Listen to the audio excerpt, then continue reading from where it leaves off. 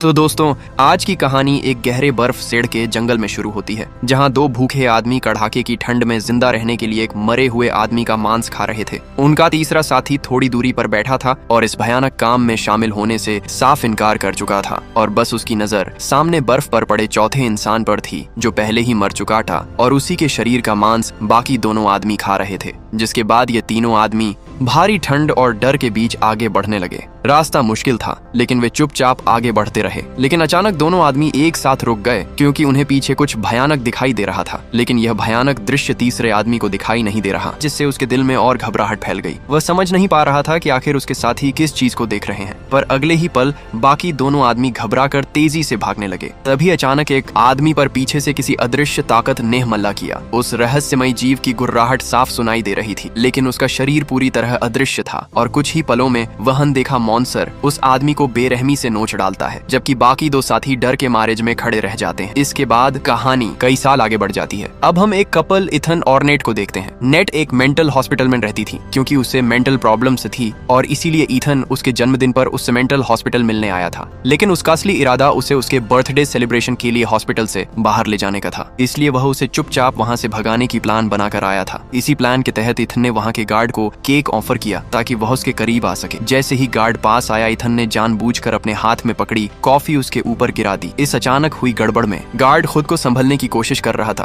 और उसी समय इथन ने चुपचाप उसका आईडी कार्ड उठा लिया। जिसके बाद उसने तुरंत मौका देखकर नेट को वहाँ से बाहर निकाला और दोनों हॉस्पिटल से भाग गए। फिर अगले सीन में कहानी एक जंगल के बीच बने कैंप साइट पर पहुंचती है, जहाँ नेट का बर्थडे सेलिब्रेट करने की तैयारी चल रही थी। उसके दोस्त सजावट और बाकी इंतजाम कर रहे थे। इसी दौरान कैंप में टेडी आता है, जो नेट का बड़ा भाई था। नेट और टेडी के रिश्ते अच्छे नहीं थे, लेकिन टेडी को वहाँ देखकर पीपा नाम की लड़की बहुत खुश हो जाती है। वो उसे बताती है कि वे यहाँ नेट की बर्थडे पार्टी की तैयारी कर रहे हैं। ये सुनकर टेडी हैरान हो जाता है, क्योंकि उसके अनुसार नेट तो मेंटल हॉस्पिटल में होना चाहिए थी। खैर, टेडी ने पीपा से नेट के बारे में उसकी राय जाननी चाहिए, लेकिन वह जवाब दे पाती उससे पहले ही एथन और नेट वहाँ पहुँच गए। उनके आते ही सभी ने खुशी से उनका स्वागत किया। बाद में टेंट में बैठकर पीपा नेट को समझाया कि उसे टेडी को एक और मौका देना चाहिए। वहीं एथन ने पीपा से कुछ फॉर्म भरवाने के बारे में पूछा, लेकिन उसने यह काम टेडी को सौंप दिया। इसके बाद सभी लोग नेट के बर्थडे का जश्न मनाने लगे और उसे गिफ्ट देने लगे। फ्रांसिस नाम की एक लड़की ने नेट को क्रॉस वाली नेकलेस दी। गिफ्ट देते समय उसने नेट से कहा कि उसे आगे भी संघर्ष करते रहना होगा, क्योंकि अगली बार उसके पास इतना समय या मौका शायद ना हो। उधर इथन और पीपा वे फॉर्म जमा कराने के लिए जंगल में बने एक घर पहुंचे। जब दरवाजा नहीं खुला तो दोनों अंदर चले गए। अंदर एक आदमी हथौड़ा चला रहा था। पीपा की आवाज सुनते ही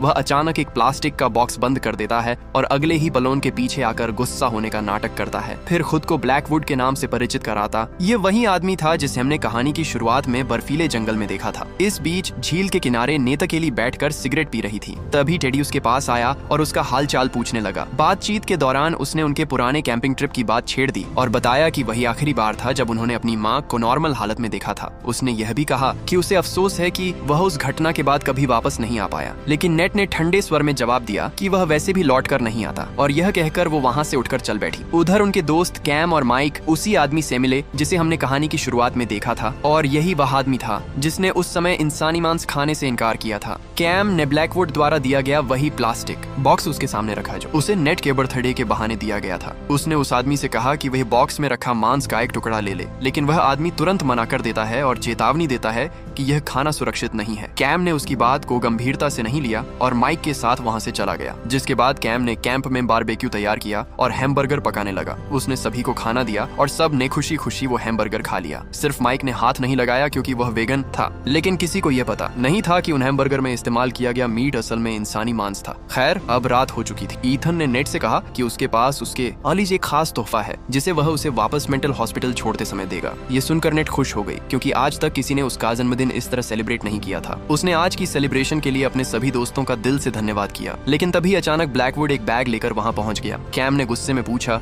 कि वह कौन है और उनकी पार्टी में क्यों दखल दे रहा है। ब्लैकवुड ज्यादा कुछ नहीं बोला, बस इतना कहा कि सबको खुद को बांध लेना चाहिए, और उसने उनके सामने रस्सियां फेंक दी। यह देखकर एथन गुस्से में उसकी तरफ बढ़ा, लेकिन ब्लैकवुड ने तुरंत उस पर बंदूक तान दी। यह देखकर सभी डर गए और मजबूरी में उन्हें उसकी बात माननी पड़ी। जिसके बाद सबने अपने हाथ बांध लिए। फिर ब्लैकवुड ने बताया कि जंगल में एक मॉन्स्टर रहता है जो उन लोगों का पीछा करता है जिन्होंने इंसानी मांस खाया हो। उसने कहा कि एक समय उसने भी इंसानी मांस खाया था और अब वो मॉन्स्टर उसके पीछे पड़ा है। उसने ये भी बताया कि जो हैबर्ग सब ने खाए थे वे इंसानी मांस से बने थे। उसने उन्हें यह खाना इसलिए खिलाया था ताकि अब वो उन्हें मॉन्स्टर के हवाले कर सके और खुद कुछ समय के लिए बच सके। ये सुनकर कुछ लोग उसकी बात पर यकीन नहीं कर पाए, जबकि बाकी डर गए और वही माइक को थोड़ी राहत लगी क्योंकि उसने हैमबर्गर नहीं खाए थे। लेकिन यह बात ब्लैकवुड ने तुरंत समझ ली और बिना देर किए माइक को गोली मार दी। यह देखकर कैम भागने लगा, लेकिन ब्लैकवुड ने जल्दी प्रतिक्रिया देते हुए बोतल उसके सिर पर दे मारी। फिर उसने अपने ऊपर खून से भरा पूरा बैग उलट लिया। उसने ऐसा क्यों किया ये कहानी में आगे पता चलेगा। जिसके बाद उसने सभी को बांधे हुए ही अपनी वैन में डाल दिया और उन्हें जंगल के अंदर ले जाने लगा। लेकिन एक गलती उसने कर दी, उसने उनकी जेबें चेक नहीं की थी। इसी का फायदा उठाकर फ्रांसिस ने चुपके से नेट के बूट से लाइटर निकाला और रस्सियां जलाकर सबको आजाद कर दिया। जब वैन रुकी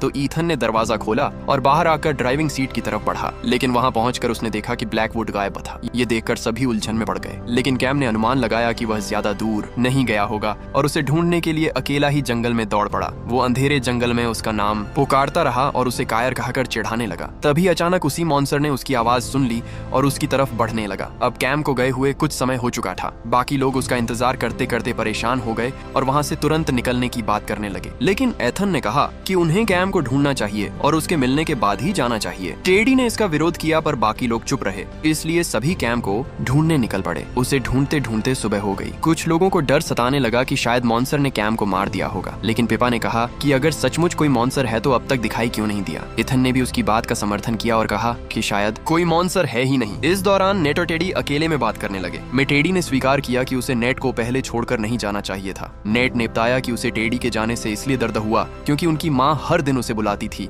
और नेट को हर दिन झूठ बोलना पड़ता था कि टेडी कल आएगा। तभी टेडी का ध्यान अचानक दूर किसी चीज पर चला गया। ये देखकर नेट नाराज हो गई और वहां से चली गई। जिसके बाद नेट ने ईथन से पूछा कि क्या उसे भी लगता है कि कैम के साथ कुछ बुरा हुआ है। ईथन पहले से तनाव में था और खुद भी स्थिति को नहीं समझ पा रहा था, इसलिए उसने गुस्से में कह दिया कि वह नेट को यहाँ लाकर पछता रहा है। ये बात टेडी ने सुन ली और वह ईथन पर भड़क उठा। बात बढ़ते बढ़ते दोनों के बीच हाथापाई हो गई। तभी फ्रांसिस वहां आकर बोली कि पिप्पा गायब है। ये सुनकर ईथन नेल डाई रोक दी और पिप्पा को ढूंढने निकल पड़ा। थोड़ी ही दूर पर उसे पिप्पा मिल गई जो पेड़ के नीचे बैठी कांप रही थी। वह डरी हुई थी और बार बार घर जाने की जिद कर रही थी। ईथन ने उसे संभाला और सहारा देकर खड़ा किया। अब रात होने वाली थी, इसलिए ईथन ने सबके रुकने के लिए एक सुरक्षित जगह तलाश ली। फिर उसने टेडी से कहा कि सभी लोग बारी बारी से पहरा देंगे और पहली बारी टेडी की होगी। थोड़ी नाराजगी के बाद टेडी मान गया। सभी सो गए और टेडी बाहर पहरा देने लगा, लेकिन उसे यह पता नहीं था कि दूर अंधेरे में मॉन्स्टर उसे घूर रहा था। कुछ देर बाद टेडी ने भी उसे देख लिया, लेकिन जैसे ही वह ध्यान से देखने उठा, फ्रांसिस वहां आ गई। उसने टेडी से थोड़ी देर बात की और फिर चली गई। इसके बाद टेडी को जंगल से अजीब आवाजें सुनाई दी।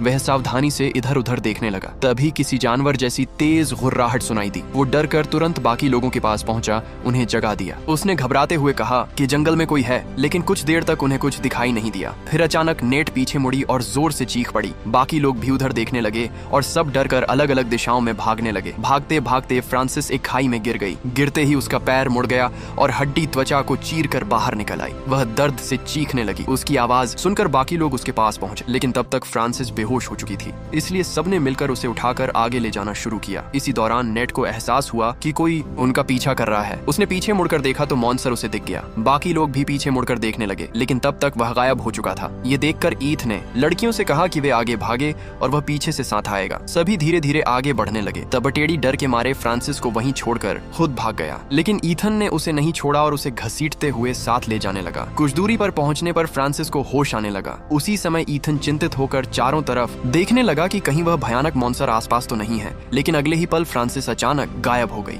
जहां वो पड़ी थी वहां अब सिर्फ उसका नेकलेस बाकी रह गया था। ईथन उसे उठाकर दौड़ता हुआ नेट और पिपा के पास पहुंचा और उन्हें बताया कि टेडी उन्हें छोड़कर भाग गया। साथ ही उसने फ्रांसिस का नेकलेस भी दिखाया, जिससे साफ था कि वह मॉन्स्टर के हाथ लग चुकी थी। थोड़ा आगे बढ़ते हुए उन्हें एक टूटा फूटा इलाका मिला जहां एक पुराना टेंट और केतली पड़ी थी। वहीं उन्हें फिर से वही भारी शरीर वाला आदमी दिखाई दिया, वही जिसने पहले हैबर्गर खाने से मना कर दिया था। उसके पास राइफल थी और देखते ही उसने वह राइफल इथन पर तान दी और उन्हें वहां से जाने को कहा। इथन बार बार मदद की गुहार लगाता रहा, लेकिन वह हर बार मना कर देता था। तभी नेट हिम्मत करके आगे आई और उससे मदद मांगी। नेट की हालत देखकर वह आदमी कुछ पल के लिए झिझका और अंत में मदद करने के लिए तैयार हो गया। फिर चारों लोग पीठ से पीठ लगाकर पहरा देने लगे। थोड़ी देर बाद मॉन्सर वहां आ पहुंचा। आदमी ने राइफल उसकी दिशा में तानी, लेकिन उसे सामने कुछ दिखाई नहीं दे रहा था, क्योंकि उसने इंसानी मांस नहीं खाया था और वह मॉन्सर केवल उन्हीं को दिख सकता था जिन्होंने इंसानी मांस खाया हो। आदमी भ्रमित होकर राइफल इधर उधर कर रहा था। यह देखते हुए ईथन उसके हाथ से राइफल छीनने के लिए आगे बढ़ा, लेकिन उसने ईथन को रोक दिया। फिर अचानक मॉन्सर ने ईथन पर हमला किया